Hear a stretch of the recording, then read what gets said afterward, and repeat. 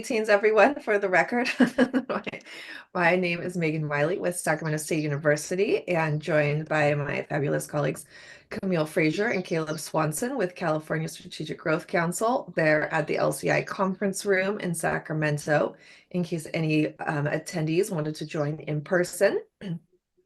Thanks for being here. This is a meeting of the California Agricultural Land Equity Task Force. Goal 2 Subcommittee. Goal 2 is focused on protected and thriving agricultural lands. This is a new subcommittee just formed at the task force most recent August meeting. And we have a series of goal-related subcommittee meetings throughout this week. So it's going to be a very busy week for the task force. Really appreciate task force members showing up at 9 a.m. on a Tuesday after a holiday weekend. So thank you for being here. Let's get the wheels turning. Hopefully everyone is feeling rested after the weekend. Quick participation guidelines for the task force and any public members attending.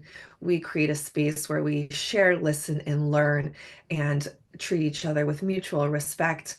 There is a lot of different expertise in the room, a lot of different perspectives, which is really what makes this work so robust and fruitful. And staying on point is related to our Bagley King requirements to keep our conversation to the agendized items. Today, it's a working session for the Goal 2 subcommittee. So if folks just would like to keep their conversation related to the topics specific to Goal 2 until general public comment period, that will help us stay in compliance. We've got 2 public comment opportunities today, one after the end of our working session and one general public comment period at the end of the day. And you can let us know if you're interested to share a comment by filling out this form at sgc.ca.gov. And or you can raise your hand if you're joining us on Zoom. I believe it's *9 raises your hand if you're calling in by phone. So let us know and we'll know to unmute you. Really helpful if you could stick to 2-minute public comment period. And also quick Zoom tip, raise hand feature is at the bottom of your toolbar, or sometimes it's under the reactions icon. Okay, so working session today, we are scheduled for 2 hours. We go until 11 a.m. We are going to get our juices flowing, do a quick review of the feedback that task force members provided on Goal 2 and the sub goals related to Goal 2 from their August task force meeting. So Caleb is really going to lead that conversation. And then we're going to talk about each one. We're going to discuss each draft goal as a whole and sub goal and figure out the task force members on the subcommittee, how you propose advancing development of each sub goal. Before we close out, of course, we'll review action items and just to see what our follow-up tasks are with associated deadlines, because this really is crunch time for our task force as they seek to work towards finalization of their report to the governor and legislature. Before we jump in, a quick roll call. Do I have a roll call slide? Nope, no roll call slide. But let's do quick hellos. Please unmute yourself and say hello. Member Thea Rittenhouse. Good morning, President. Member Nathaniel Brown. Good morning, I'm here. Morning. And member Dorian Payan. Hello, President. Excellent. Quorum is achieved. All of our subcommittee members are in attendance. All right, let's launch into it. Working session. So Caleb, take it away and let me know when you'd like me to advance the slides. Sounds good. Thanks, Megan. Hi, everyone. Just wanted to kind of kick off this working session with a quick note that kind of as we're working kind of through these ideas today, to please kind of hold in your mind the following 2 items. We'll return to these at the end of this working session too.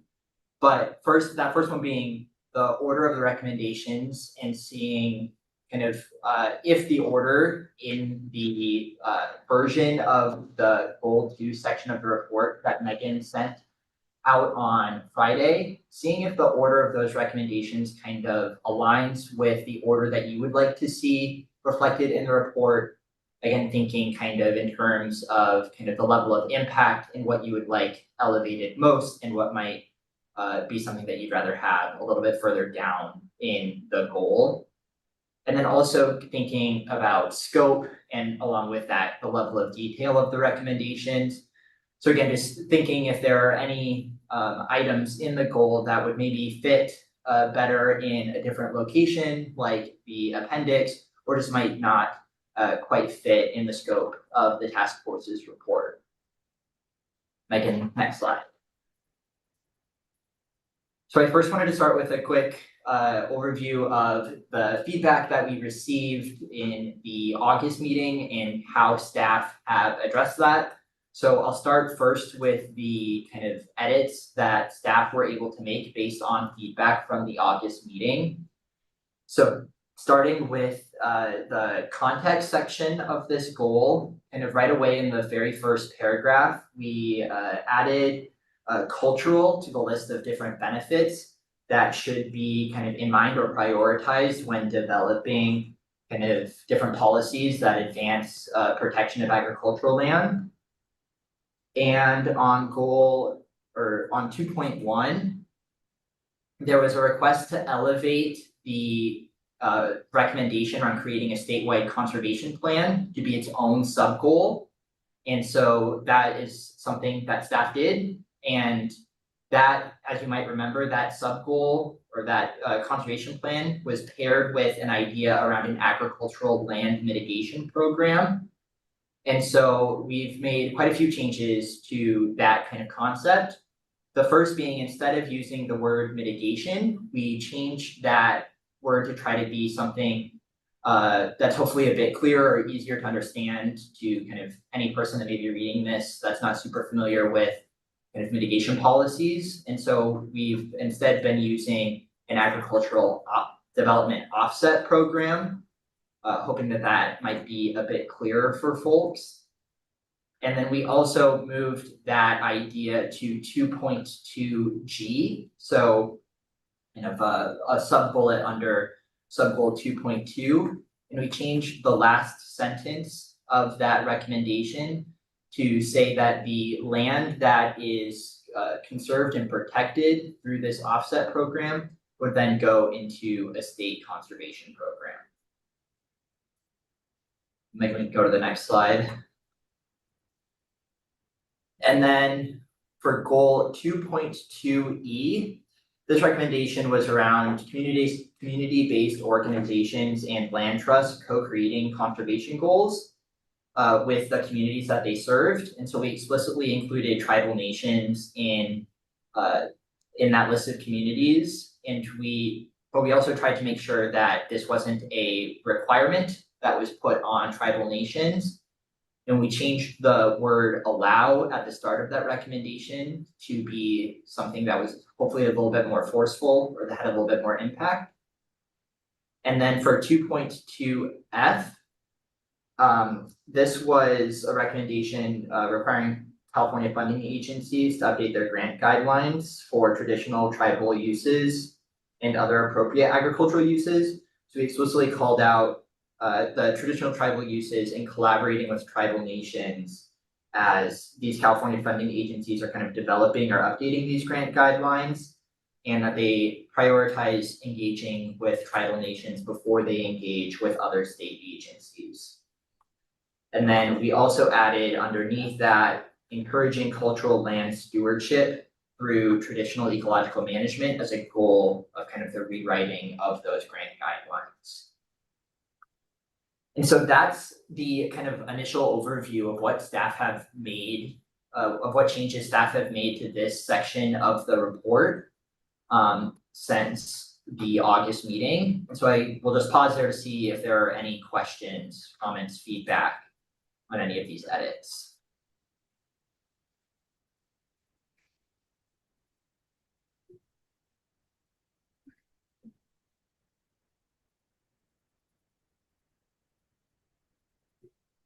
If not, and feel free to interrupt at any time and ask any questions, but we can go ahead to the next slide, Megan. So here's really. I'm sorry. All right, go ahead, Nathaniel. Yeah, one, I just want to say appreciate the language switch of mitigation.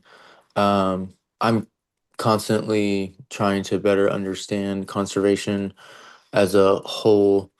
And there's many just like nuances, right? So I just want to make sure that when we're changing the language, it doesn't change where it might fit in other um, grants or programs that are doing quote unquote like mitigation. Um, yeah, just some thoughts there. But I appreciate the language switch, and it makes it um, more applicable in some cases. Yeah, I don't believe at that point, right now in the recommendations, there is a specific program called out alongside the use of mitigation. So it wouldn't at this point impact how that is positioned within the recommendations, is that correct?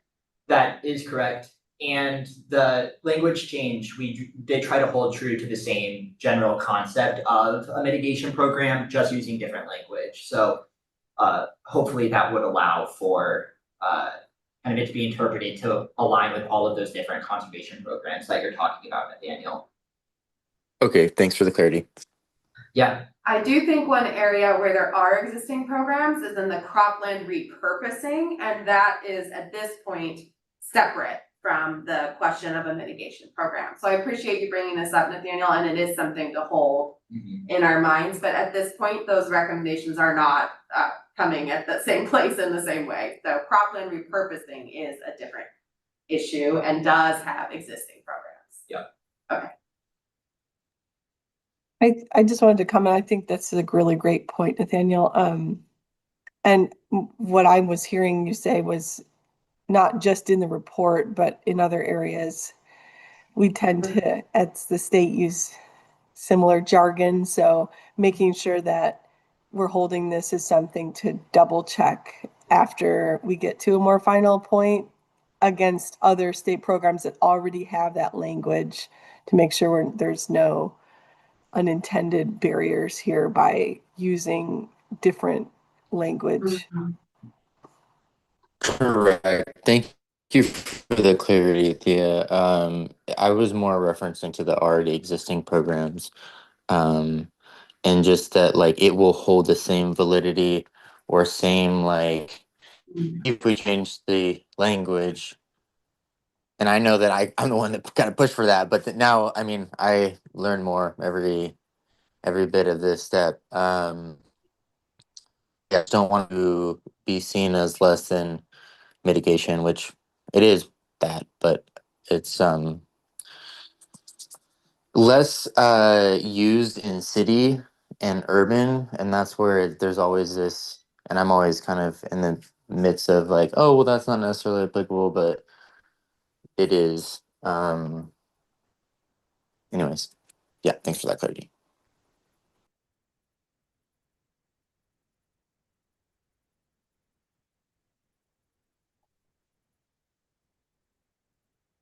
like I think we can go to the next slide.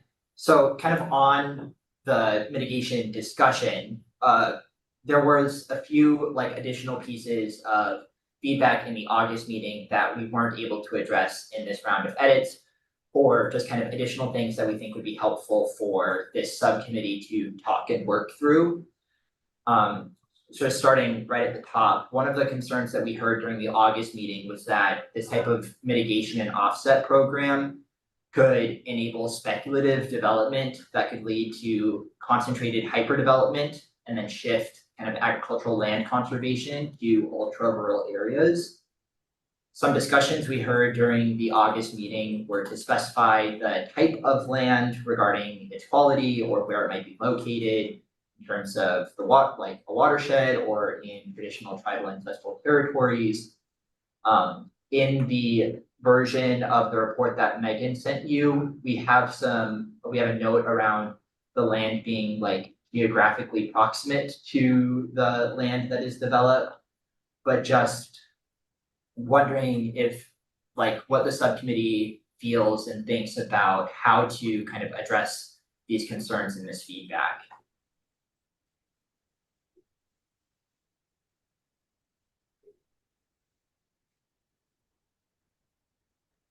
Yeah, Dorian.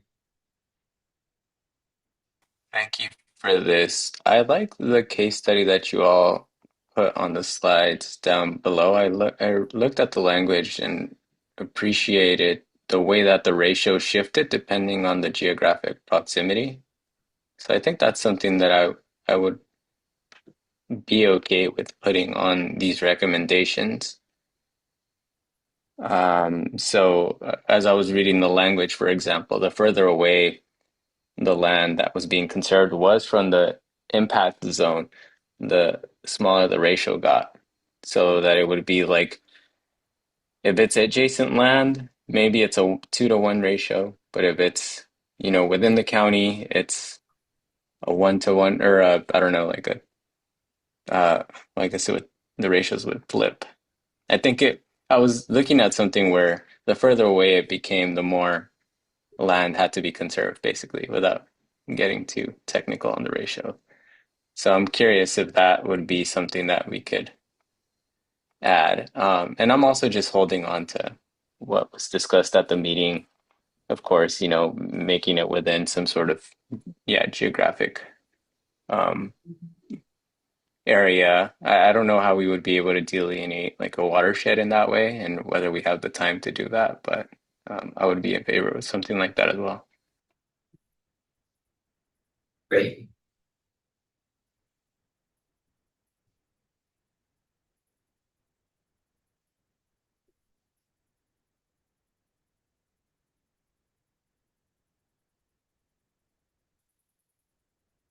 Nathaniel, Thea, just checking in to see if there's anything you'd like to add to that. I don't have anything at this time. I want to go back and reread that case study again, similar to Dorian, just thinking about the conversation back in August. I'm not quite sure how. I'm still thinking. Sorry. Sure. I don't have any other opinions at this time. Okay, great. Yeah, I think I'm gonna need a little bit more time to break down breakdown Dorian's idea. I do see the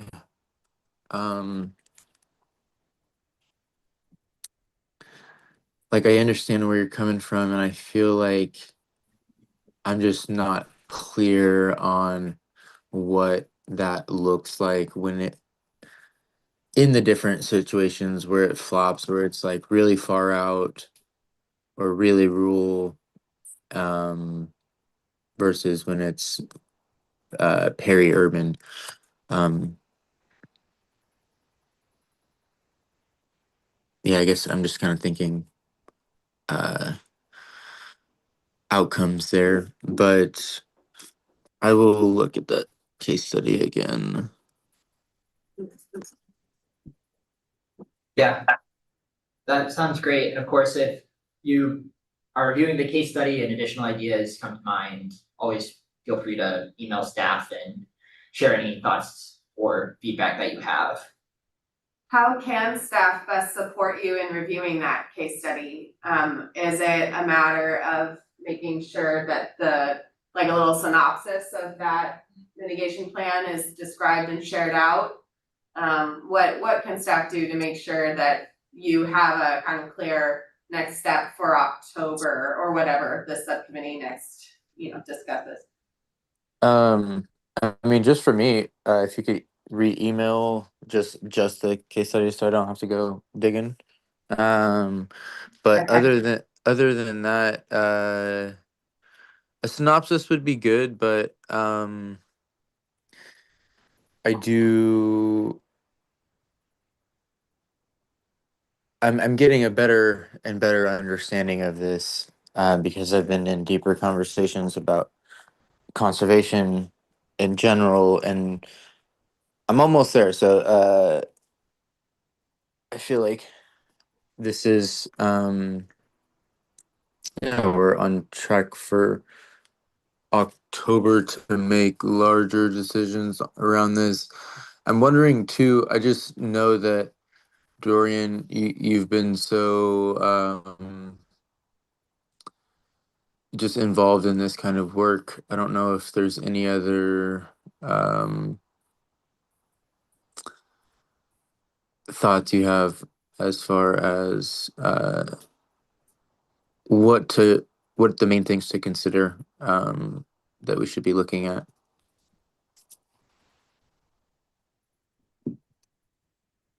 Yeah, I just want to see if Dia has anything to say, but I can add, well, I can add quickly, I think related to making this case study more relevant is it would be good to detail the scenario that they outline, you know, where I think it's like a project of like 250 ag acres. What would it look like to have those 250 acres that get developed go through a mitigation program? And it was really useful for me to see like how the ratios apply so that if those 250 acres need to be mitigated, uh, if the land, I'm just basically repeating what I said earlier, but if the land is adjacent to the 250 acres and the ratio is small, it's something like, you know, 1 to 1. And then I think if it's like within a quarter mile or something of like the project or within the city, then it gets higher, right? It's 2 to 1. So, and then I think if it's maybe within the county, you know, if we're thinking of this example, I think the ratio goes like point 2 to 1.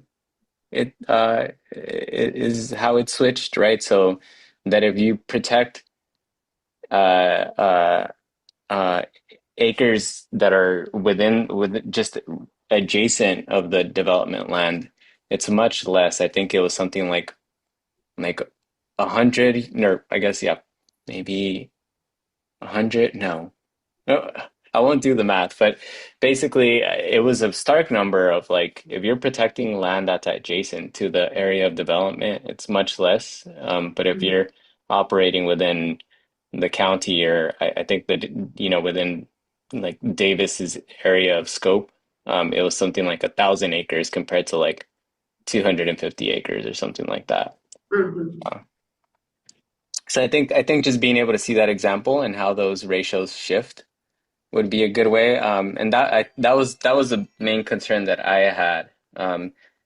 That it would have to be the mitigated land would have to be geographically related Mhm. or related in some form or another to the land that was being impacted, so that it wouldn't be something like you know the like cap and trade where you know you're just finding somewhere to offset your impact, but it's actually part of a comprehensive plan of if we're using this land and we're making sure we're not using this land.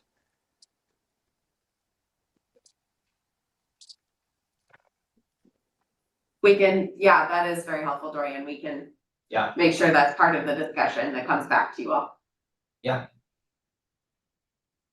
We also received some community input that kind of, along with the kind of agricultural land mitigation, there should also be mitigation or offsets for uh, the destruction of cultural resources.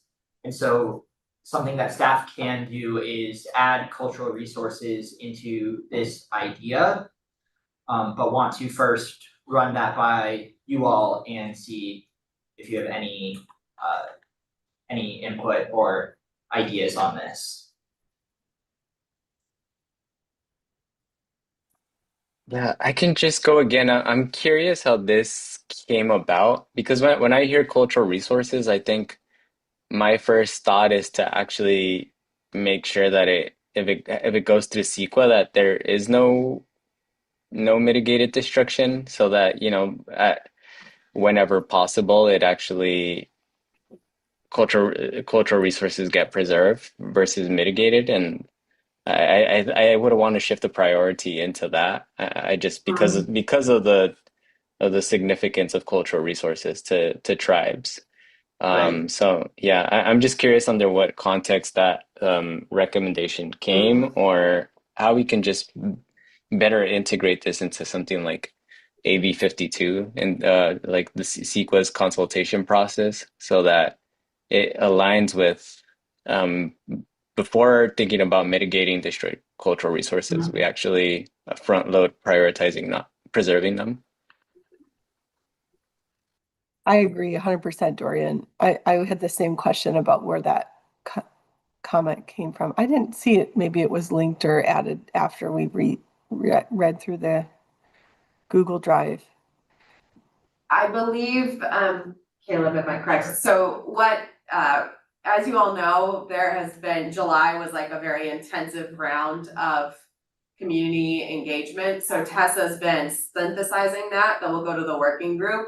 And I believe that this came up through one of those conversations, but I think the point that you both are making is very valid and aligns with other existing ideas in the recommendations. So maybe what's needed here is just a connecting line of thought that clarifies that CEQA and AB 52 need to be strong enough to protect the potential of potential risk for cultural resources from the start using the CEQA process.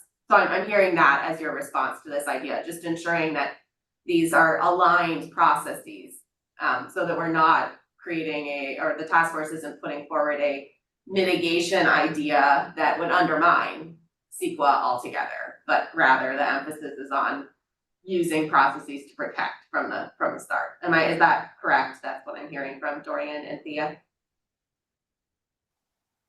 Yes, thank you.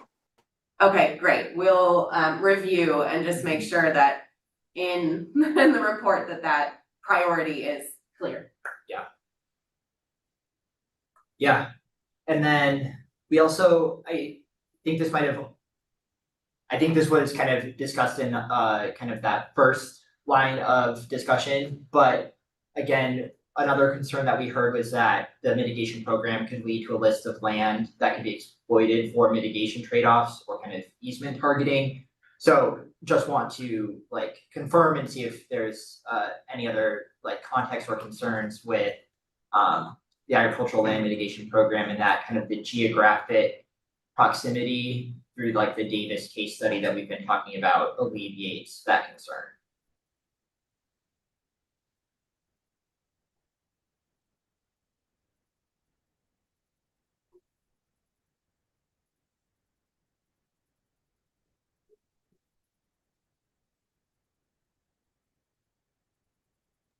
I guess one question that comes to mind, and maybe that was from the first, not first, but the question on adding the cultural resources to recommendation, like this might just be more of like where did this come from, but I guess what comes to mind is that like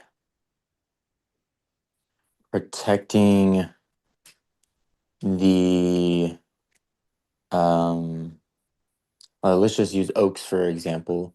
It's a cultural resource. It's also protected in some cases. But if it was like purchased with the intent of saying like, hey, we want to preserve this, is that ultimately what we're trying to like show that there's conservation and preserving those cultural resources and not just for like wildlife but for people too?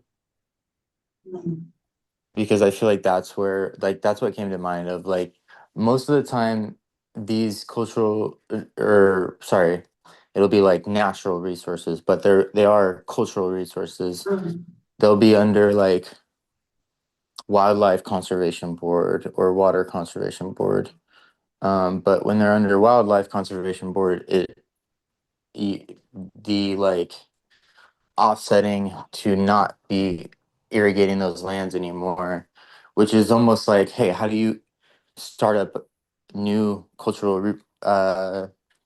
how do you start up new cultural and natural resources by irrigating them and setting up maybe some farmland, but most of it could be new plants. So just that's what came to mind, of like maybe why it was added. Um, but like I understand, I get how there's lots of different boards and programs that this kind of uh, conservation and preservation is done under. So yeah, I don't know if that's yeah.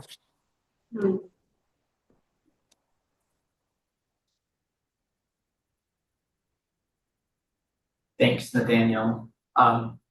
Dorian, I'd seen that you had unmuted. Is there anything you want to jump in and say? I think going back to the case study, I'd also like to see how we can integrate this into some of the work we're doing around general plans or creating local zoning ordinances. I think I see the relevance there, especially as we're thinking of the risk of creating certain land that becomes predisposed to mitigation in this way. And I think one way to think about that is to be more comprehensive about the land within the county in general. It's not fully formed, but I know that this would be something that would benefit from having it live under a general plan where where we have a comprehensive scope of what land is meant to be agricultural.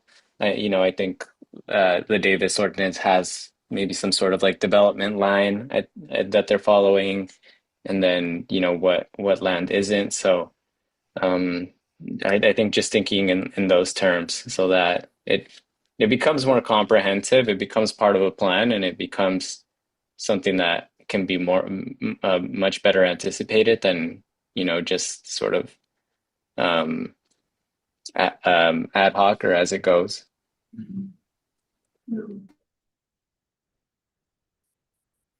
Dorian, can I ask if that then, with taking that case study, looking at that as a piece of a puzzle related to, county level, regional planning, general plans, that this idea might actually, I just wanna make sure I'm understanding you correctly, might actually better support the set of recommendations we have around zoning, comprehensive community planning, and this is one tool in that toolbox. Basically, this offset program.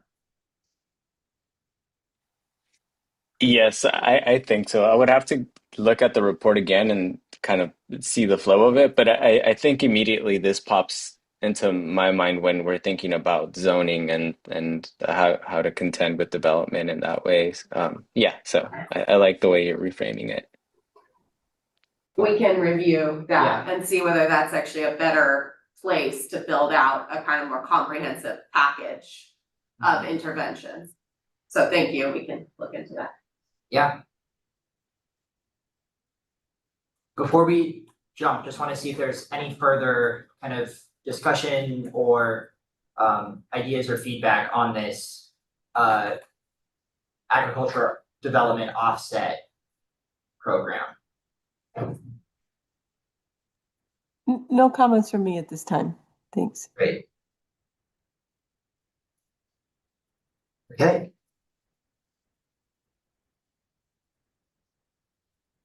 Sorry, I was trying to click back to the PowerPoint screen, but I think I went one too far. You're good. And give me one more. There we go. Okay. Perfect. Okay. So these ideas are mostly related to goal 2.4 around the incentivizing and supporting of local governments to protect and lease viable agricultural land. And so we heard in August that there was some concern or distrust that local governments have kind of the best interest of the land. And so a possible solution that staff have identified is writing into the report some establishing of safeguards to address some of these potential conflicts of interest to ensure that local governments do act in the best interest of the land. So just wanting to see if there are any initial reactions to this. Yeah, Nathaniel. I mean, initial reactions are that some counties that have higher agricultural use and agricultural land do have like land mitigation funds. And like writing that these funds or recommending that these funds are used on underserved farmers and like less for just like, hey, the people that talk to the people in the county. Because most of the time it's kind of just a sitting fund and it's not like they're offering grant for these. And I don't know that there's a lot of solicitation for that. So maybe, having some state funds be put towards that, or recommending that there is more accessibility to those funds and how to get those funds. But I know that's not the case for every area, and it would be kind of proportionate to if there are larger farms in that area.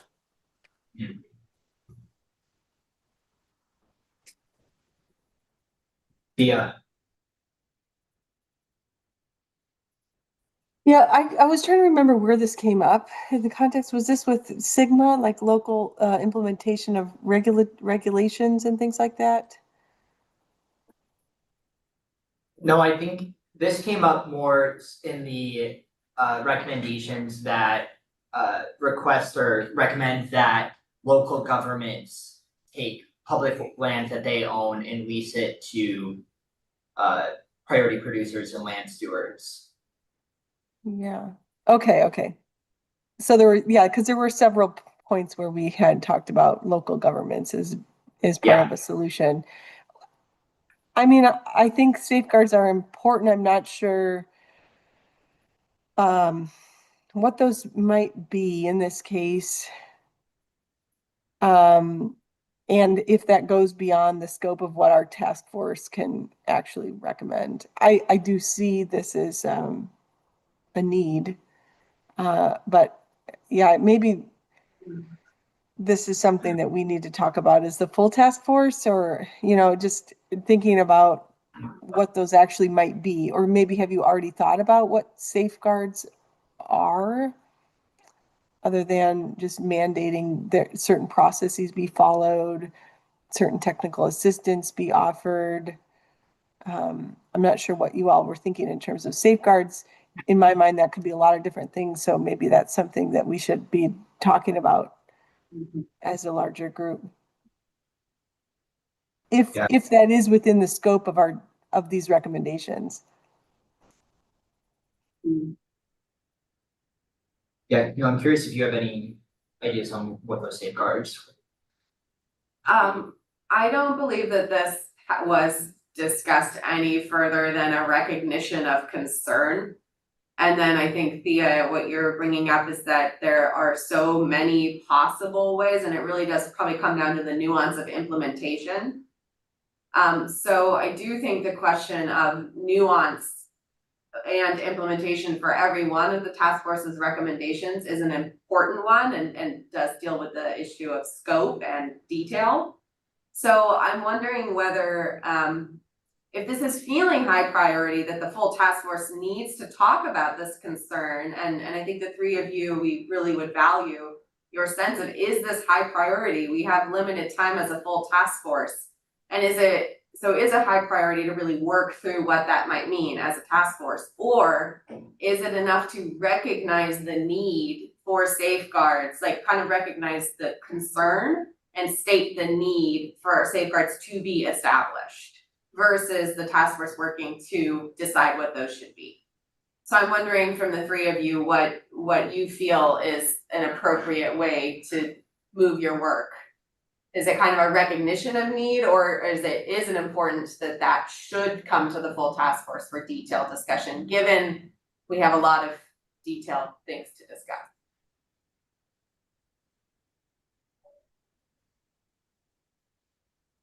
I'll let Dorian and Nathaniel go first. I'll just quickly say,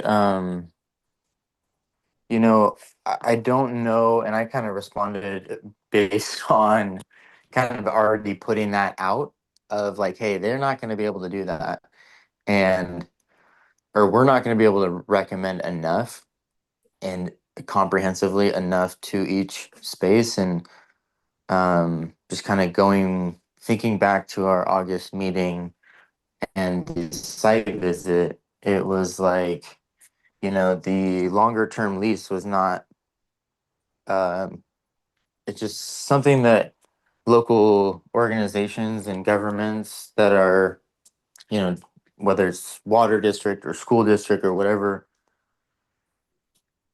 there's too many change of people and it's too hard to like mandate that they uphold for so long. So I almost feel like it's hard to recommend over all these different areas that we're talking about, um, to lease the land. And maybe that's what we are recommending, is that there's more thought being put into how that can happen.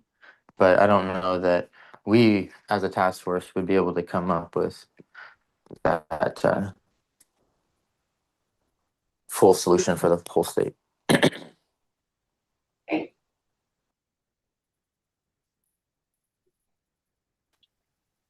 The only thing that pops up for me when we're thinking about the best interest of the land is something that we've heard with the limitations of resource conservation districts and how they're limited in a lot of ways. The engagement or the governance is limited in a lot of ways to current landowners, and so I'm thinking if we're thinking about equity, we're accounting for a lot of folks who don't have access to land or who don't have secure land tenure, so that they aren't able to participate in the way that current landowners are able to participate. So I think being cognizant of that, of how funding and how I think funding specifically is being tailored so that it doesn't just benefit current landowners, but it also just has a benefit beyond the landowner, I think, or it doesn't center the landowner as the primary beneficiary of the way that we're creating our recommendations. Is I think the one thing that I would look out for. But I agree. It is hard to really flesh out the totality of like the safeguards that we would want to put. I think I would just advocate for that though.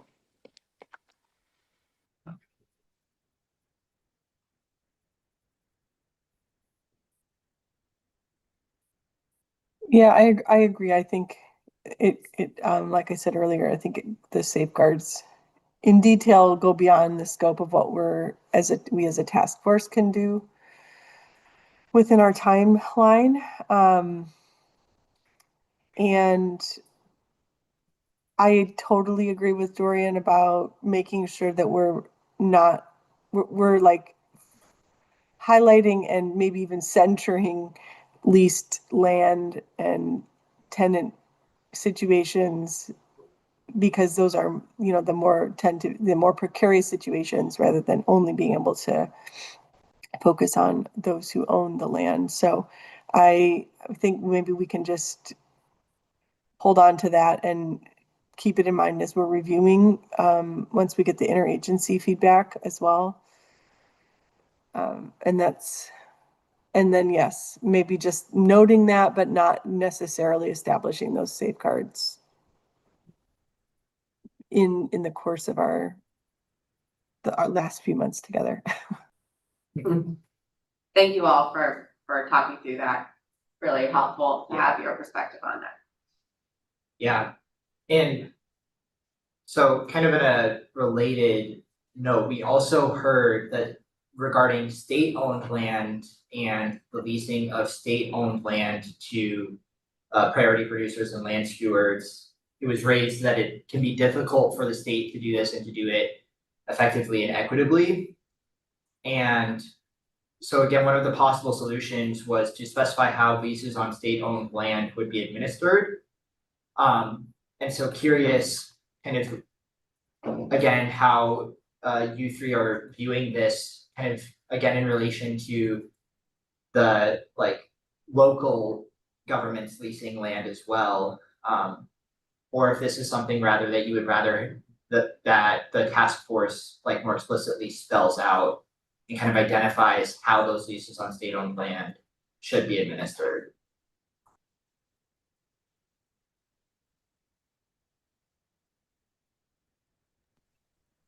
I guess it's just a hard one because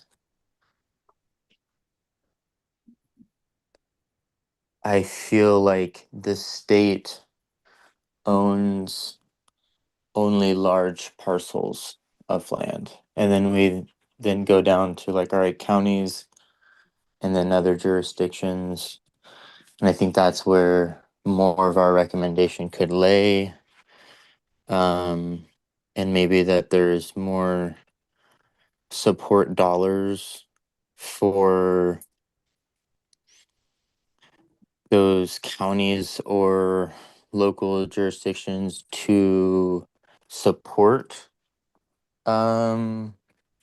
agriculture within their jurisdictions.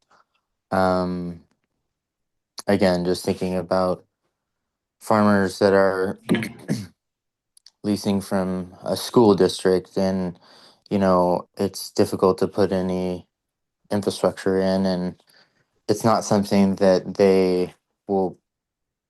I'm sure they own it for a reason, and I don't know the politics thereof. I mean, owning land in general is just an asset. So, and in land deals, it might be pertinent that all of this land is purchased for them to create the school or the park. So, yeah, I feel like more recommendation towards local jurisdictions to get support with supporting the farmers that are trying to start in these urban and peri-urban areas, because I think that thinking about what Dorian said of the accounting for the folks that don't own the land, like there's like more opportunities for the peri-urban and urban and local jurisdictions that have more money and have more resources to prop up leasing land.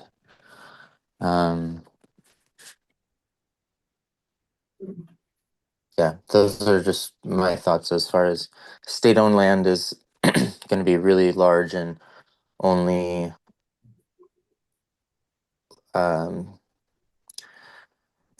folks with a lot of capital are going to be able to convert those spaces.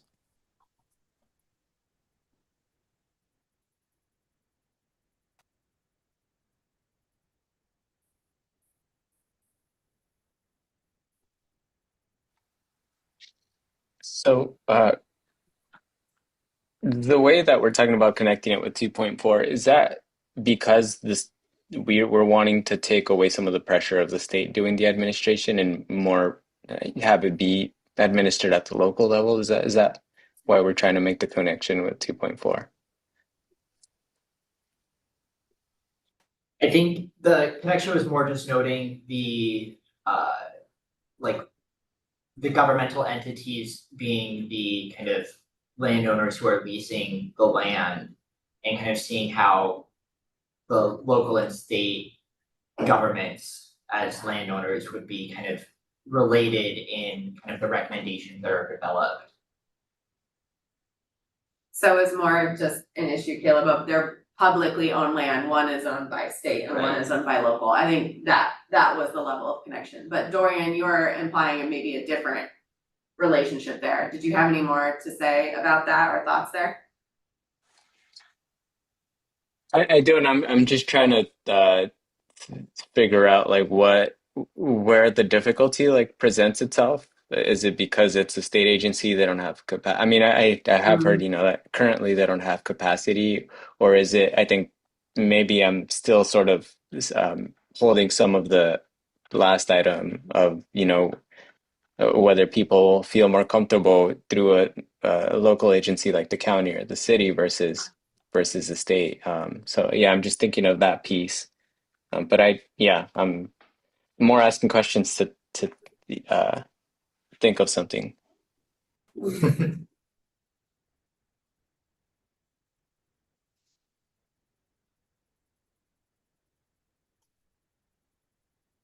It does make me think back to the guidance, and Dorian, as you just said, that you talked about with the previous point related to, you know, how detailed of implementation guidance can this task force design? And it does seem like fairly consistently the task force has emphasized flexibility within safeguards that are tailored to equity outcomes. So like there's a balance there, flexibility in design so that a local community that has a strong RCD where there are things put into place so the RCD isn't just landowner interest, right? It's kind of a swirling, a swirling balance of flexibility plus equity as like the two primary considerations the task force is working through, and that as long as the recommendations are written in a way that addresses those, the detail might not be there, but the kind of structures are continually restated. So I don't know if I'm making that much sense here, but just noting, I guess, what I'm hearing from your conversation and what I would, as a staff member, take back to again reviewing the draft would be this balance act between flexibility to meet local need, local interest, geographic diversity, alongside what's required to make sure that equity is always at the core.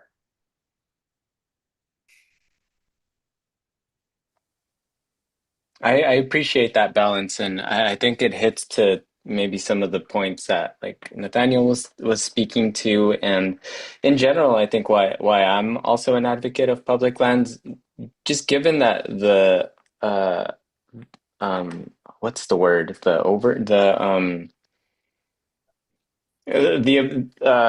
goodness, the word is slipping me. It's like uh what you need to be able to access land. How would I word that? Like the overhead? No, not the overhead. Oh gosh, the word is slipping me. But basically, getting a farmer to the land is a lot of work. And I think having public lands that don't require someone to go through either the process of trying to acquire land or you know, maybe having to find the right landowner to lease land.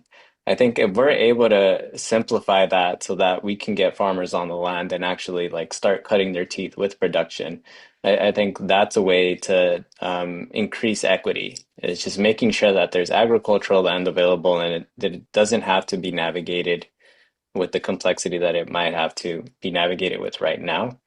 And so I'm just thinking of like how do public leases simplify that versus actually make that even more complex, you know, by putting it under a bureaucratic process. And so I think that's the thing that I wouldn't want to do. Or I think, you know, it ties into the idea also of what does it look like when we use other landholding institutions like land trusts, for example, to actually be those mediators so that the landowner or the, you know, prospective farmer isn't having to navigate the bureaucratic process with the state, but is actually having a streamlined process with the land trust, and you know the land trust is doing that. So um, I was wrapping around that to my initial point. I'm trying to find it back. But that's just to say, I think it's I think it's important to yeah. I think my concern of like what it looks like is just making sure that it allows the possibility for farmers to actually be on the land and to be on the land with more ease and to actually have the resources to get started. So in my imagination, I'm thinking of, say like it's a small farmer, that maybe only wants to work 5 acres. Like what would that program look like through a conservation land trust or community land trust to be able to um, have maybe a large area of public land that is under their administration or governance, that they're also able to, sort of set aside 5 acres for a beginning farmer, so that and this again also goes against, like my apprehension of fragmenting any sort of land. I think land in large acreage can be held so long the governance is clear, so that multiple people are able to use a large parcel of land, and it looks similar to in the way that you know many small parcels being used, and it's under the governance of something like a land trust or some mediating organization that is meant to simplify the bureaucratic process of like of accessing public land. Um, and I forgot the second point. Yeah, because you were talking about weighing the sort of the flexibility of I, I'm trying to remember how you worded that flexibility, but it brought up 2 points for me. Thanks for sharing that, Dorian. And when you were speaking, it was making me think quite a bit of the Sunol Ag Park, which some of you might already be familiar with as one of these land owned by the San Francisco Public Utilities Commission, but is administered by the RCD and has a very specific staff person. So it made me think of that. And I'm wondering if this is another example where having a specific sort of case study might be beneficial. Go ahead, Thea. Yeah, I think that the Santa Cruz RCD that we met with back in, 2024, I think they had a good example that could be used here to highlight what Dorian's saying. And I think it's a really important point because you could have well-intentioned programs, but the administration at the state level, and then, lack of understanding about what the scenarios and what the priorities are for a region or a locality, which we've heard a lot. We've seen a lot of examples how it's really different depending on the area of the state. I think that land trusts and we've also heard about land trusts being a key type of entity or resource conservation district where they are more nimble, potentially also more or less bureaucratic, and when in that regard create an additional unintended barrier, or if that were actually leased by the state. I will say that what we heard from the Santa Cruz Land Trust was that there was more that was needed there because many of those former farm workers who were transitioning to ownership or leasing, parcel of land that they were offering also really needed technical assistance or help with the business side of things. So I think that it's important for us to at least note in some way, or maybe that's connected to another goal about TA, that this is an area where if we are getting people on the land with less barriers, we also need to consider the other types of needs for scaling up, if it is indeed scaling up, or if it's the first time, for transitioning from a farm worker to a farm owner. So those are my thoughts on this part here. Thank you. Yeah, it's I appreciate everything said. There is so many. I mean, one thing that stood out is like differences of the different areas in the local RCDs or land trusts and capabilities and like types of parcels that are there. I mean, a lot of what was said is kind of why Ujima Farmer Collective was created, is to, hold the land and hold that governance so multiple farms can be leasing, and this one piece of land doesn't need to be parceled and divided to sell. So it can be farmed in perpetuity. But there was, I mean, the reason that we started was because of the inability of local land trusts to hold long-term leases. I feel like the easement piece is like the key factor. Is like, if this is getting put under easement, land trust can work and do that work. But if not, it's well, yeah, and they're also like looking to transfer it at some point to get their funds back in a shorter manner than long-term leases. So I do, I think that I'm hesitant to say, yeah, more local nonprofits should be started, but I do think that bolstering models that can be adapted in different ways is applicable. And like, when there's a certain group of farmers that need technical assistance, there should be support in like they were saying, like the technical assistance and like being able to get the equipment and resources to scale up is very vital to like sharing those farms. And it's not necessarily something that the land trusts and public agencies are funded to purchase. Like, they're not funded to make those purchases. So that becomes difficult as well. But it is all like the supporting things that can help secure those parcels of land. So yeah. I don't want to say I don't want to say uh it's not impossible, but it's just, it looks different within different pieces of the parcels and places of the state.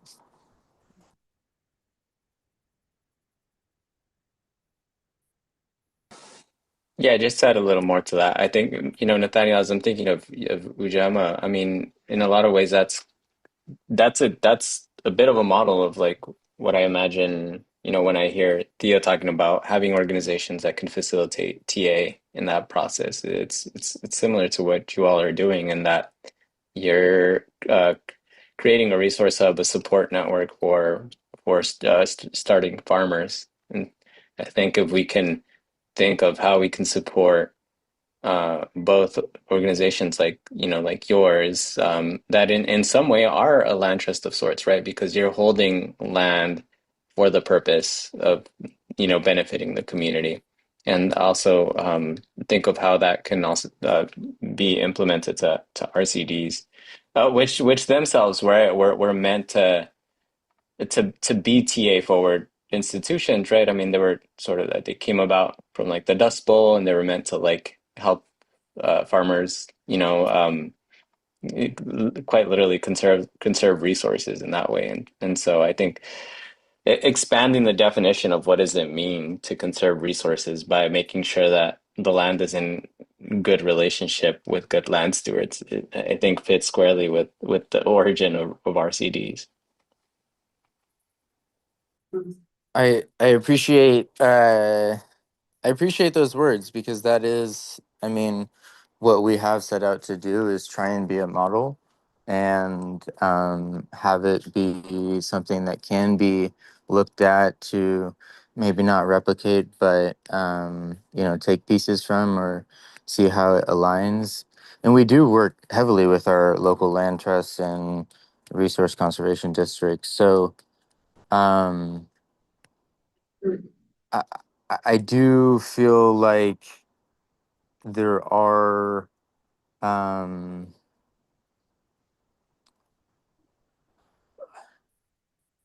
we act, and the point that you made about we do act in a way of a land trust.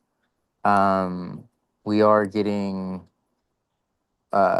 we are adopting land trust standards and practices, and I think that that is something we've done through our work with SALC, and that is a bit of getting organizations and tribes and other folks to adopt like guidelines or guidelines for standards and practices is a way that we could look at existing organizations that don't necessarily have to start up, and that could maybe push and shift more towards holding land. Because I don't want to limit our thinking of like the local organizations and how and their ability to hold land now is if we could support them with dollars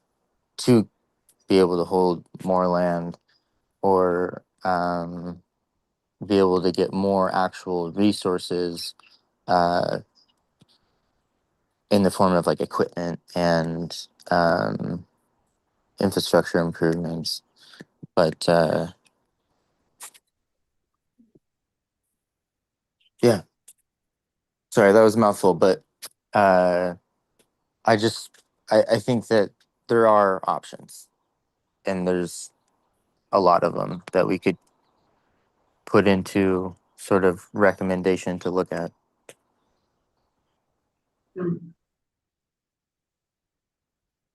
I think we might need a case study from you, Nathaniel. It might be a really nice case study box to have in the report for your gentleman. I know I mean, it's hard because over the last 2 years we've been building it, and like during the whole task force basically, and it's hard for me to say, oh yeah, well look at what we're doing, because it's like it's not. Hold on, don't look at us as a model yet, but we're getting there, and I think that what we've built so far is already something that is, hey, how can we look at this and even just inform others on the possibilities. Yeah. Yeah, I think so. This was all really helpful discussion and feedback, and staff can kind of take these different ideas around both like how state-owned land can be kind of leased in different mechanisms to be both like less administratively burdensome or like bureaucratic to get into the hands of landowners, and also more available, and also these alternative like entity like governance structures that you guys have talked about, and staff can think about like where this all fits in the report and try to build that out. But with that, Megan, I think it'd be good for us to move on. I think 2 slides. One more, yes. So on cropland repurposing. So during the August meeting, we heard in the discussion around cropland repurposing to really kind of, or we heard feedback to try to position cropland repurposing alongside efforts focused on the regeneration of land, and also how this can connect with land back efforts, and making clear that those ideas are connected. And then also considering how the cropland repurposing recommendations, which I know Dorian mentioned earlier, how that could like lead to the permanent fragmentation of land, and whether there could be like better support to rather kind of divide land by community agreement rather than like permanent fragmentation or the actual splitting of the parcels. And so Megan, next slide, please. There's a lot of language and text on this slide, so I'll give a couple of minutes for you all to review it, but I wanted to share what staff were kind of considering or proposing as language that be added to goal 2 around farmland repurposing programs and how they would support land equity. I'll note particularly on point 3, there's further discussion about tribal stewardship and kind of how that aligns with cropland repurposing. So I'll give a few minutes to review, and then whenever either or any of you are ready to jump in and provide feedback, please feel free.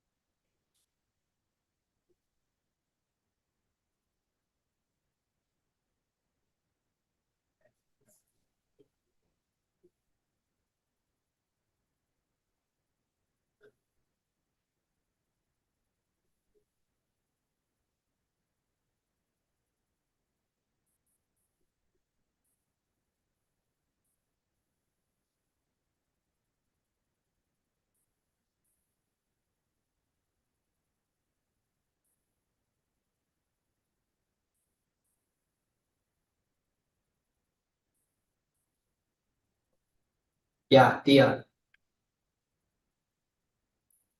I'm just looking at bullet point 2.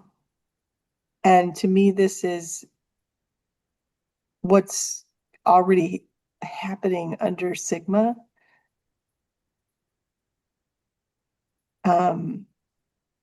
So I'm not sure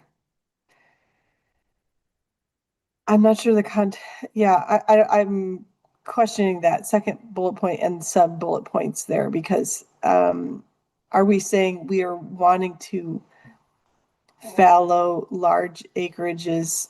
That's already happening in critically overdraft basins, and it is occurring based on water access, but you're suggesting you repurposing or fallowing the largest acreages first?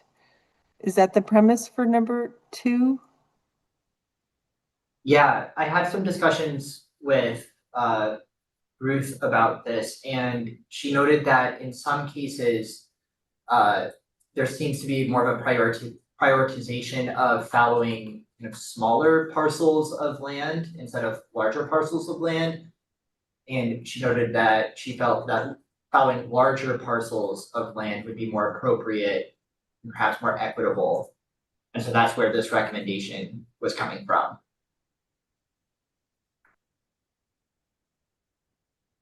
So this would be only in areas that are dependent on surface water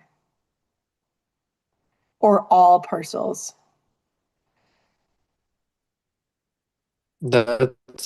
Sorry, I just want to jump in. I think that's where I was kind of like, maybe if we're not talking about just with the overdrafted basins, then yeah, I don't know.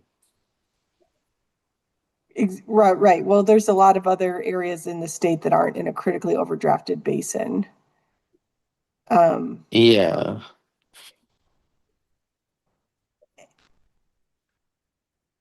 I I mean- believe, oh, sorry, go ahead, Thea. I mean, I am, personally think, what we need to do as a state to be in compliance with Sigma will require this already, regardless of scale. It's already happening. I am in agreement with, like, yes, we should figure out how to transition those larger scale or any scale of land that's valid to repurpose it for either crops with lower water use. But if we are saying number 3, we're, from a farmer's perspective, that's going to still be difficult. What if those crops aren't economically viable? We still haven't, and that's kind of going out, I think, out of the scope of our task force. It's going to require a lot of other tools and assistance to be able to, for farmers to make the decision whether or not that parcel, regardless of the scale, will be something that is economically viable for them. For tribes, that would be a different scenario if it were either economically viable or important for cultural stewardship and other purposes. I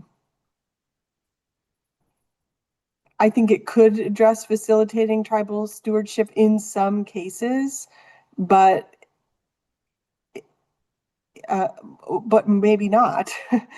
I don't know. I think I'm having a hard time with these, just as a general concept to put into this report. And I also am concerned that this will not have been seen by state agencies, particularly the agency that's already implementing Sigma. They should also be looking at this, I think, to just vet that this isn't already like in process. Well, just in quick response to that last point, Thea, we can always go back to any of those interagency reviewers and ask them to review specific pieces of text. That's not I just wanted to say that there is possibility there if the task force were to decide they wanted to incorporate this. Right. Yeah. And I would argue too that, there's a lot of smaller scale operations that might want to scale up to be a medium scale operation, and having a larger parcel might be beneficial to them, but farmers are always weighing risks and benefits. And I think we should be carefully considering how this might also be perceived by farmers themselves.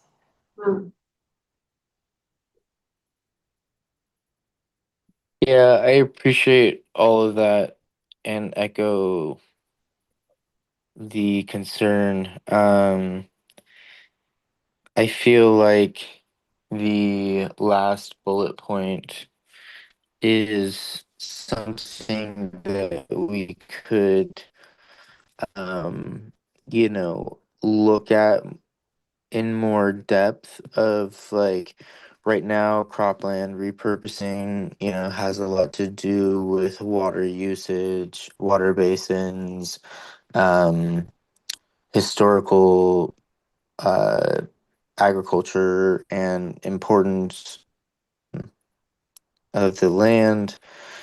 And maybe the second bullet point, or like under the first point, fund infrastructure costs and resource access for small scale and priority producers and land stewards.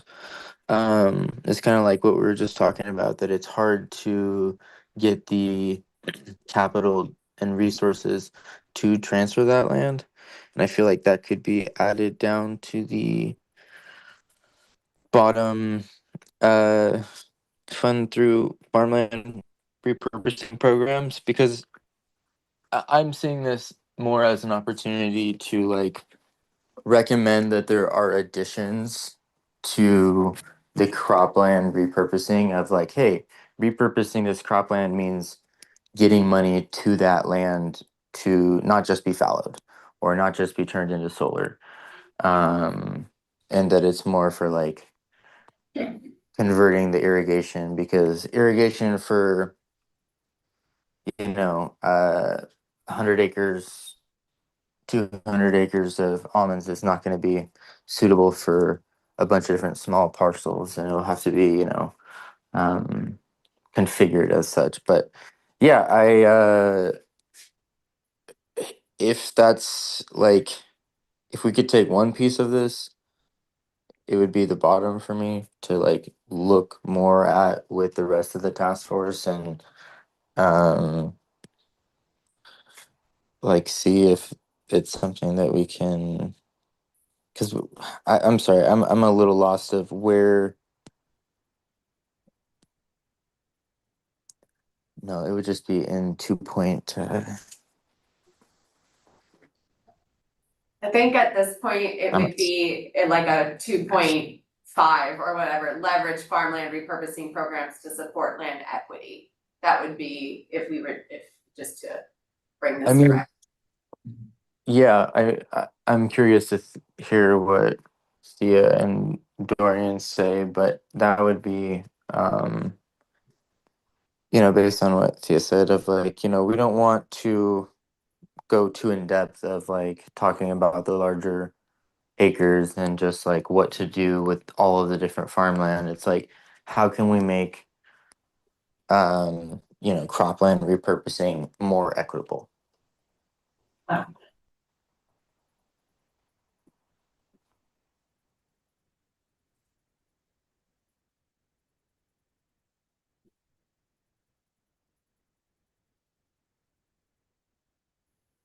Can I ask in terms of a follow-up from here, whether taking that last set of bullet points and maybe adding the infrastructure costs that are currently up at the top as a piece of that, and then taking that to interagency review before the October meeting, so that in October, the task force could look at this proposal. Maybe it doesn't sound like people are ready for it to be actually embedded in the October draft. Correct me if I'm wrong about that, but that's what I'm hearing. So I'm just wondering, next steps, how do you all, if you do want this language to be further refined? How do you want to get just that last piece of it and have, interagency feedback on it, show it as a proposal alongside the draft in October? How would you like us to move this?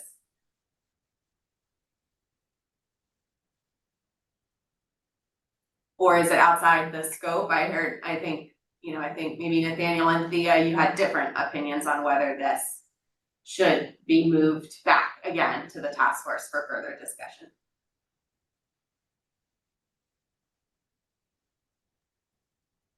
I like Nathaniel's idea about, if we're really going to focus in again on this, making these repurposing programs more equitable, like easier to access, making that transition, making fewer barriers in that transition, if in the case these operators in critically overdrafted basins want to access these parcels of land that will be fallowed, how can we ensure that process is more equitable?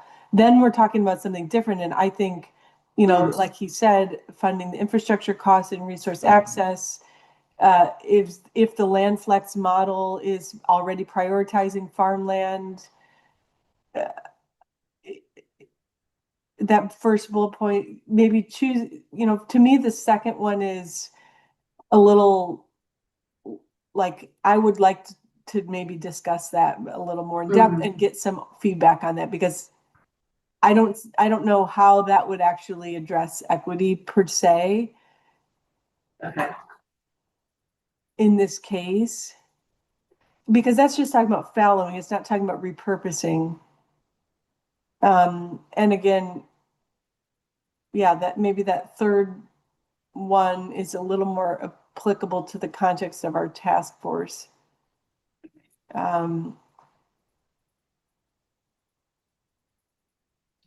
Okay. Yeah, I'm curious what Dorian has to say here. I just feel like there's I'm really not a big fan of number 2 at Your this time. time without more discussion and understanding of how this looks in the report.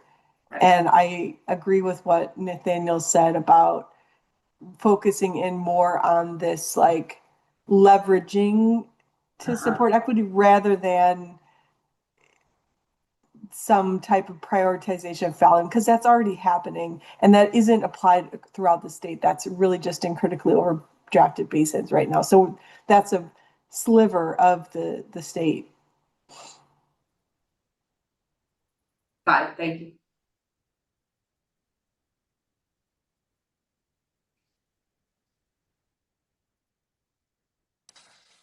Yeah, it felt good to listen to both of you talk about this because I'm also feeling I'm also feeling conflicted about this and how this would advance equity. Uh, um, because I think, you know, beyond the size of the farm, I think it is a more I don't know, and maybe this is a theme of today, but it is a more comprehensive picture of like what does it mean to fallow certain land versus other, and like how does that come into play with the, you know, geographically from where it is, and so I'm just thinking of I like the idea of using a framework to leverage future conversations on Sigma and making sure they're advancing equity versus, you know, making sure that we hit the big farms first, you know, at the expense, you know, not at the expense of small farms, because I don't know if that would accomplish equity. Yeah, so I'm just I'm I'm I'm mostly thinking of this one. Or yeah, I don't have fully formed thoughts on this one, I guess.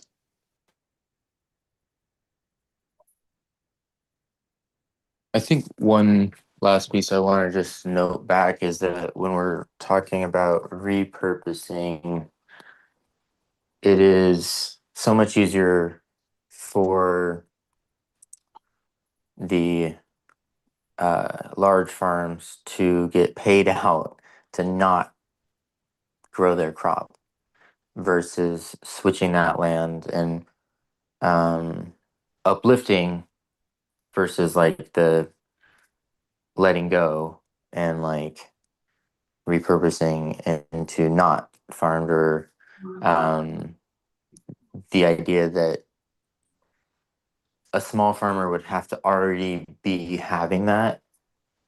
It's very rare that um, I mean, it would just cost more money. When we were looking at acquisition, you know, a lot of the parcels around us had um, dying walnut orchards, and with a walnut orchard, with a walnut market that is failing, and so for us to have to take out that many trees and that much irrigation would just be that much more expensive. But this is a way that we could bolster up more chipping programs, more whole orchard recycling programs, um, and um, water infrastructure programs that could help boost up and transition farms into it's like multi farm use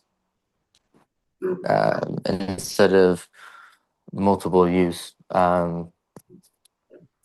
which I think is just based on personally, I think that's one of the biggest ways to um, get more small farmers transitioned into medium farmers.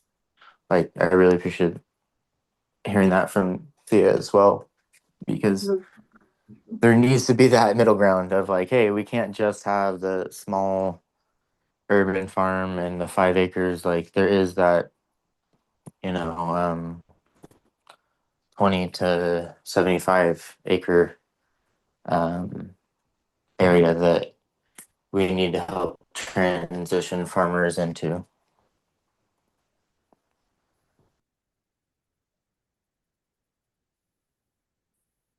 Thank you all for that discussion. I think what we've heard really a priority for framing this as leveraging existing programs in ways that Nathaniel, you were just describing, Dorian, you talked about, Thea, you talked about. So I think staff can come back with a sort of more singular, clearer package of ideas that really leans on that last bullet point.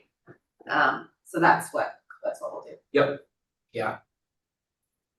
Megan, I think we can go to the next slide. So, as I promised earlier, we'd come back to kind of reviewing the order of the recommendations and kind of their scope and their level of detail. So before we wrap up, really just want to open this up for any further discussion on anything else in the report, specifically focusing on, again, order and scope and level of detail, but also any other feedback that you might have. And Megan, I'm wondering if this might be a useful place for that spreadsheet you created.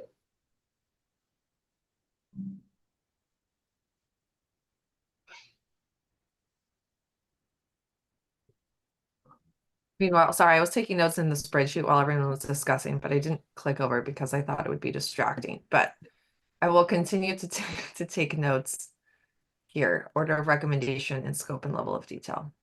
Perfect. Great. Thank you, Megan. And I also have been taking extensive notes, everyone. So between Megan's notes and mine, we'll make sure that we've captured the conversation.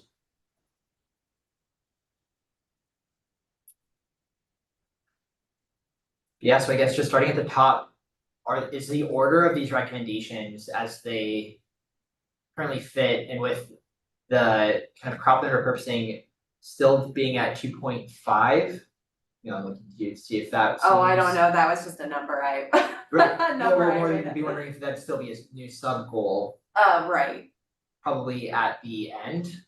yeah, Yeah. I would think. So actually, maybe Megan, if you don't mind, can Yeah. you pull up the language of goal 2? Maybe that's actually helpful to have on the screen so everyone can remind themselves what's 2.1, 2.2, is that feasible? Give me 1 second.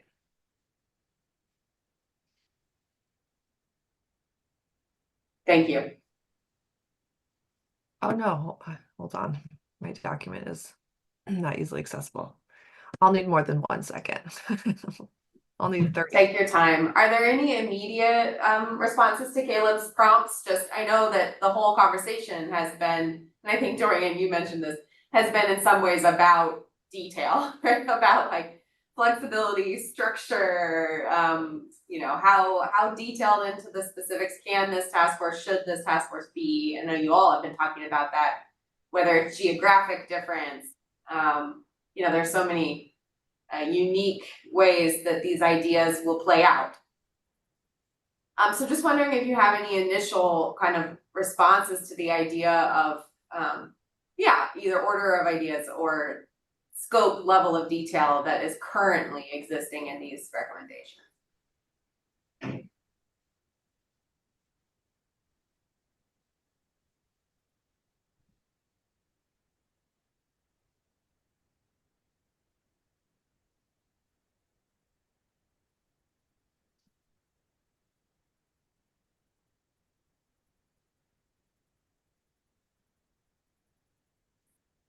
As a quick reminder, that 2.1 was actually pulled out of a like previously embedded, so I think it's kind of hanging out there, and maybe some of the conversation today actually supports 2.1.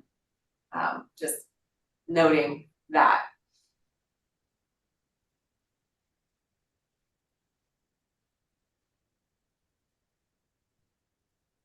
Is it going to require further conversation about who creates that statewide plan?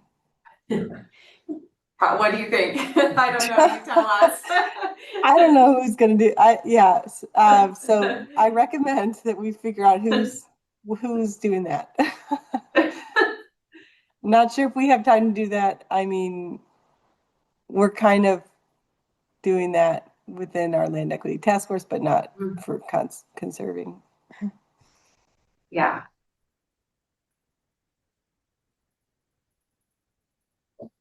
Thoughts?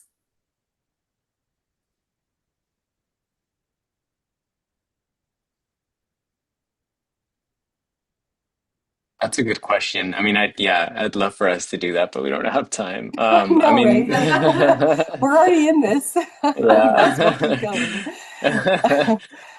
Um, yeah, I mean, the only agency I can think of is the DOC because they're the ones that actually have those maps, and they're the ones that have, they're the agency that houses those maps. But yeah, I can't. Then we would have to think of like how do they interface with different different or government at different levels, right? And Mhm. or is it a something that they're holding, or is that just a recommendation, right? A policy recommendation is creating somebody to create a statewide plan for conserving, I don't know, something, similar to something like the 30 by 30 or something like that.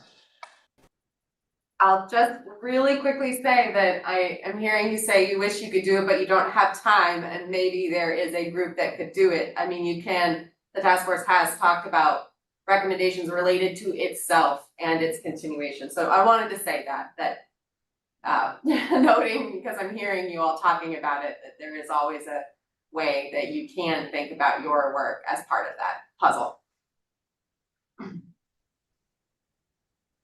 Well, I do think what Doreen was saying about the 30 by 30 plan, I mean, that's it is a statewide plan for doing many things, but conserving land is one of them. So we should make sure that, is there an opportunity to reference that here? Is that appropriate? Is it not a good idea to reference it? I'm not sure. But I agree, like DOC potentially might be a good fit. However, importantly, we've been talking about, like Dorian said, about the role within local and regional areas and how is that going to play out in a statewide plan? What is the most appropriate entity to do that? Um,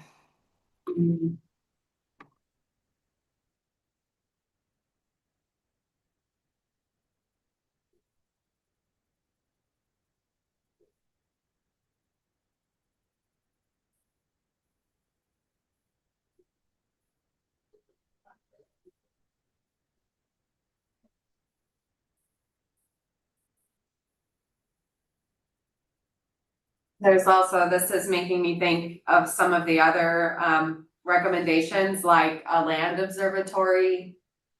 Like a few ways that I think this task force has been talking about, how do you back up? How do you get that whole picture? And then not only how do you tell the whole story, but how do you intervene? How do you take action based on the story you learn? So I'm seeing this as related to that, like kind of big picture next step that the task force has been talking about. What is the most effective way to get the knowledge that isn't currently there and then act on it effectively within the parameters of what this task force has talked about as important?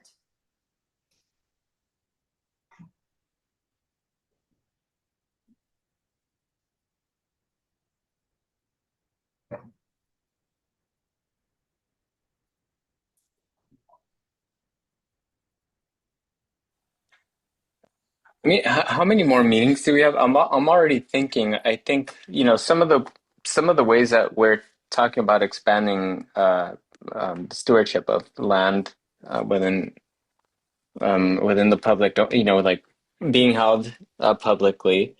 I mean, I can already see that being some sort of statewide plan. And then part of that criteria can be, if for example, as we were talking about, if it's being administered at the county level through like a resource conservation district, then part of that criteria can be, prioritizing prime and farmland statewide importance at the county level, so that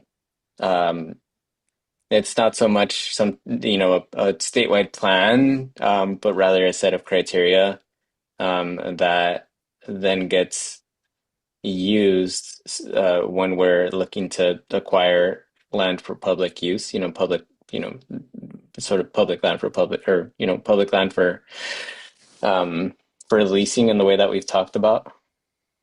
So I think that can be something that that feels achievable within like the scope of the task force or remaining meetings without having to create something as comprehensive as like a new 30 by 30 or yeah, of course, we can I guess I will say what I'm holding on to is when I think of the 30 by 30, I feel like it already fits in a lot of ways with other goals in our recommendation because the 30 by 30 is also using things like conservation easements to conserve land, largely.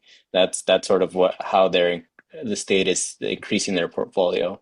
Um, but I'm thinking specifically because this lives in section 2, I would want it to also focus on how the state, in being able to acquire land and put it in public use can also conserve like prime farmland and farmland of statewide importance. So I think we could do both. We can have something that particularly references, the goals of putting, um, having publicly held land, but then also more generally reference something like the 30 by 30 and like integrate farmland into those conservation goals.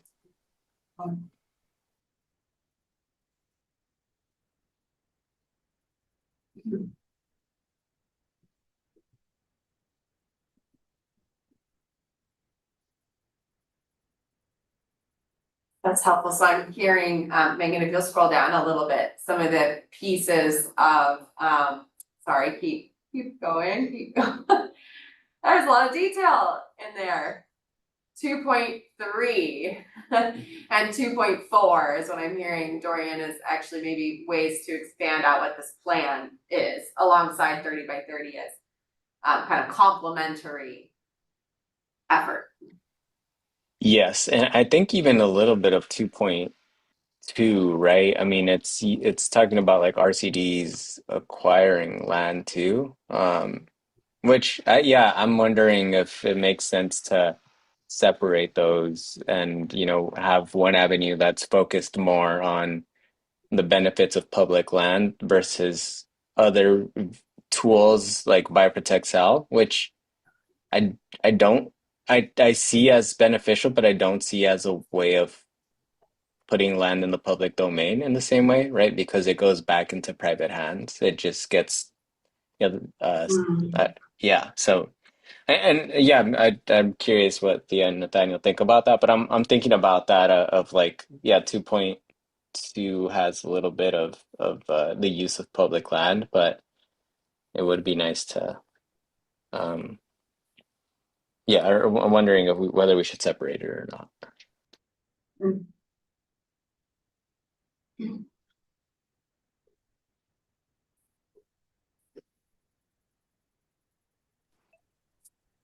Um,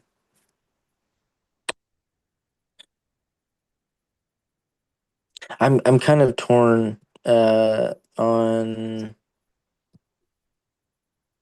I'm kind of torn on that one, but I do feel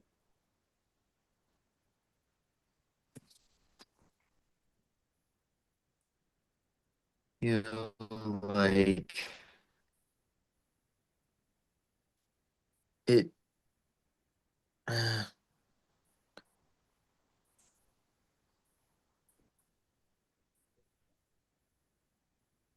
just trying to think of way too many ways it could um go down or be shown.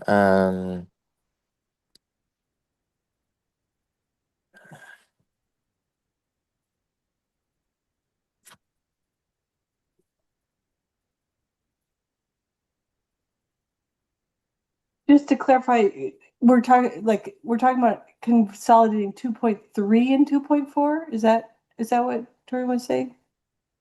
Or 2.1? Yeah, I'm kind of all over the Sorry, Tori. place. No, it's okay. But So we I were, agree with what you're yeah. saying about the 30 by 30.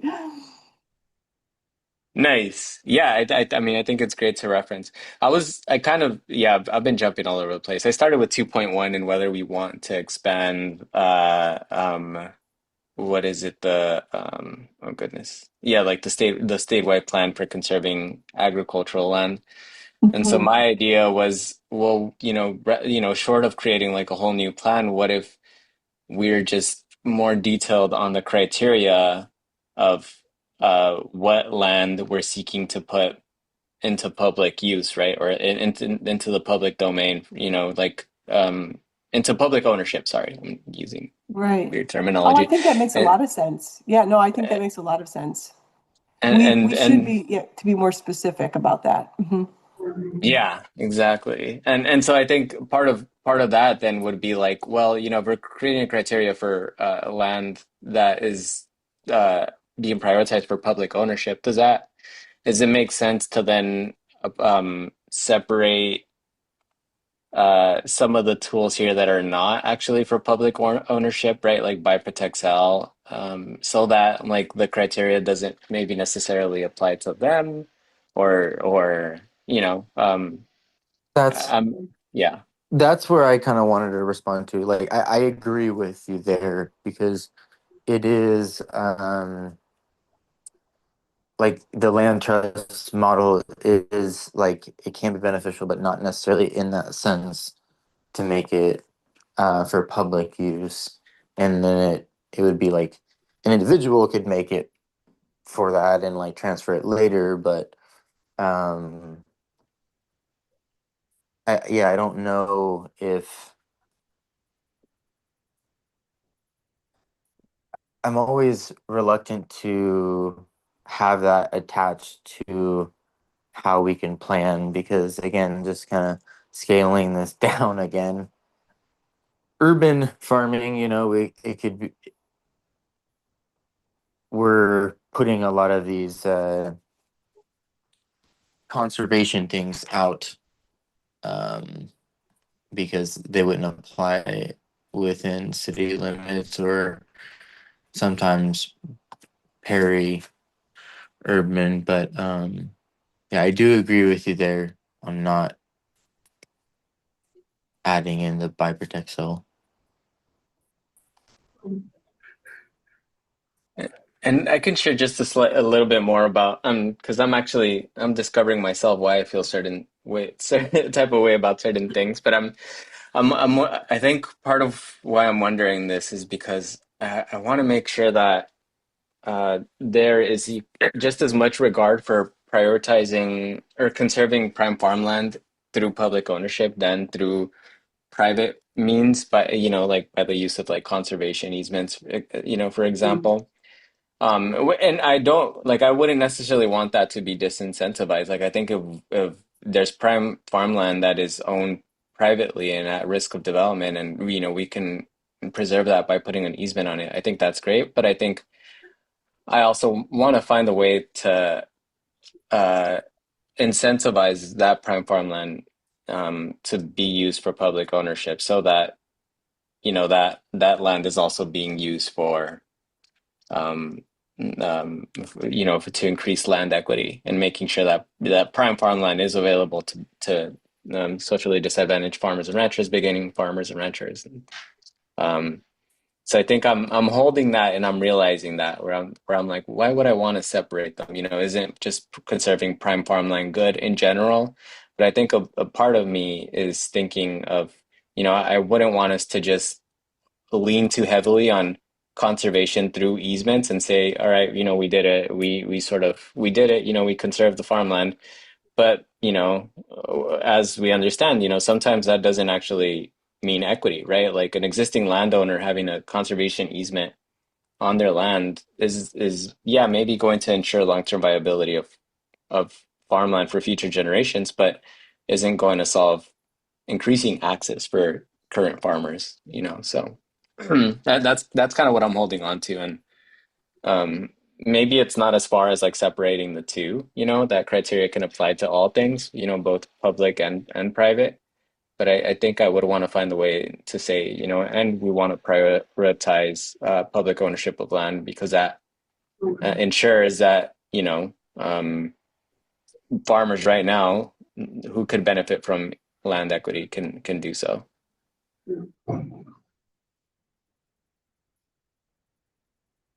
I really appreciate bringing that back, Dorian, to really the key of, or like the central focus here of our task force, which is really to get at some of the root barriers and causes for what we're trying to solve here. And I think it is about that, exactly what you said. Ensuring that those that we're prioritizing and making sure that those lands are accessible and able to be farmed by priority producers and tribal nations. And I don't know about whether or not we separate it out or not.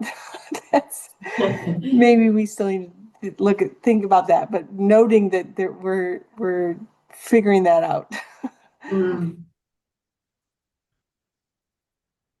Would you like staff to take a attempt at, you know, building this goal 2 in a way that really makes clear these 2 pathways?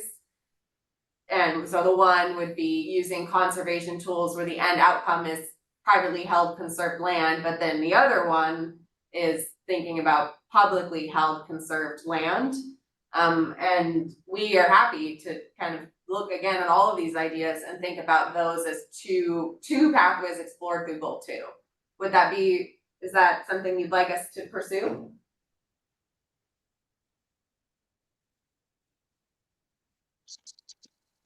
Yeah, I think that would be great. Okay. Yeah, yeah, I'm curious what Tia and Nathaniel think about that. I think it would be helpful, definitely. I think it's just getting me thinking about how we just need to be very clear on that piece, you know, like this is, we're not necessarily talking about rewrite, like just being, how to make that more clear, how to call that out a little bit more clearly in the context of both private and public lands. Like we're really trying to look at that aspect of both of those types of lands and how we can facilitate both conservation and just that access to that farmland. Okay. In the interest of time, I think, Megan, can you please hop back? Nathaniel, sorry, I see you unmuted. No, if I you want just to was gonna continue. say I agree. Yeah, no, go ahead. Great. Megan, if you want to, perfect, thank you. Next slide, please. So based on this kind of reorganization and rewriting that staff are going to do, I think it might be helpful for us to pencil in another subcommittee meeting date. You guys can take a look at this before the October meeting. So I just wanted to confirm that, Megan, see if you have any like initial reactions there too. I was thinking, next steps. Caleb, I was like, we're gonna need more time together. Yeah. Okay, great. How are you feeling, task force members? Yeah. Well, we really need to be able to advance this goal in advance of October, or else my fear is that it will kind of be stagnant, you know, so our really only opportunity is in the next couple of weeks. So are folks amiable to one more call in about 12 days from now? I am. 12 days. That is the week of the 6th. The week of the 22nd, Oh. yeah, or later in that week of the 16th, because we have a 10-day posting requirement for Bagley Keene. So we could do like September 18th or 19th or the 22nd, 23rd. Might be more available 18th or 19th. I have a conference on the 25th and 26th, and then I also fly out the 29th. So Nathaniel and Thea, how are you? How's your schedules on the 18th or 19th of September?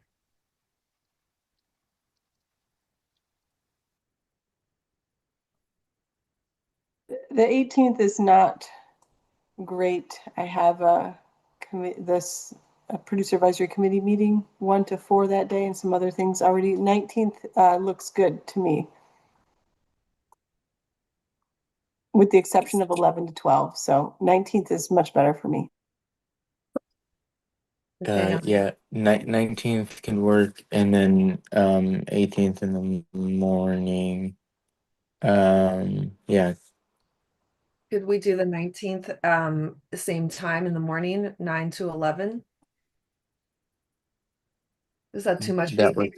10:30? That works for me. I also have the yeah, actually the 19th works for me, if that works. That works for me, 9 to 11. Okay, let's schedule 19th, 9 to 11, Goal 2 Subcommittee. Perfect. Thank you all for making that time. We'll do our best to adjust Goal 2 based on today's conversation and then bring that to you all for that meeting. And thank you also for your understanding as we worked through the material from August. We will do our best to get draft materials to you with more time to review in advance of the 19th. And to the extent that you feel comfortable and are motivated and inspired, please feel free to come with actual text. Megan, just noting that I do believe we will have a public comment, and I do think our room needs to be used. So Okay, let's just moving us forward. Thank you. Comment on either working session or general. And it looks like Laura, we're going to go ahead and unmute you whenever you're ready.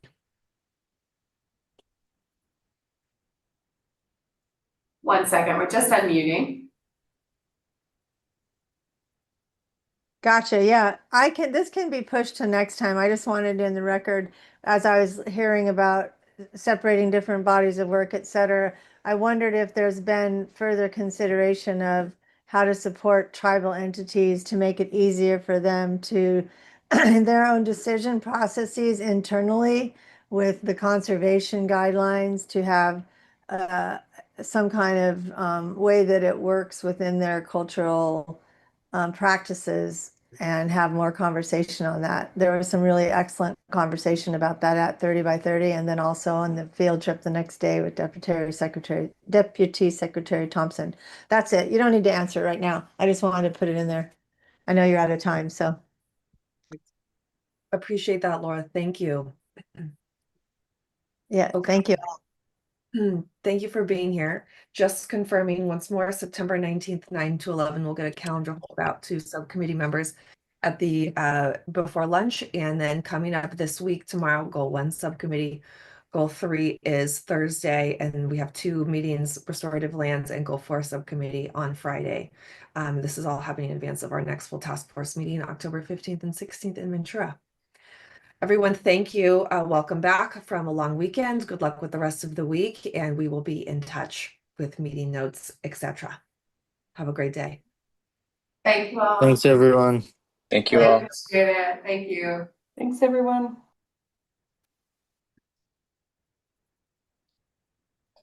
Are we still on live stream? Yeah. Okay.